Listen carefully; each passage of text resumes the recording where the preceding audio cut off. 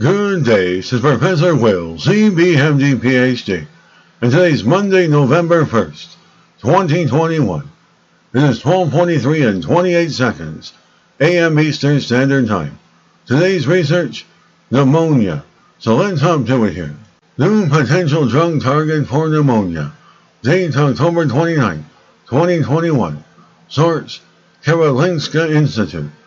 Researchers report that a recently discovered inflammatory mediator, interleukin-26, appears to have an important role in pneumonia and contribute to the killing of bacteria.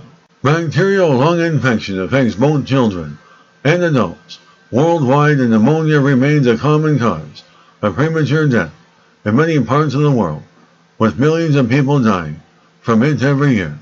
And to facilitate the development of more effective therapies, researchers at Karolinska Institute are trying to characterize the immunological mechanisms involved in pneumonia. The new study demonstrates an inflammatory mediator called interleukin-26, IL-26, is critically involved in bacterial pneumonia in humans. During the last decade, IL-26 has emerged as an important player in the so-called innate immune response, our first line of defense against pathogens. It is abundant in the airways of healthy humans, and bacterial exposure stimulates an increased release of IL-26 by lung cells and white blood cells.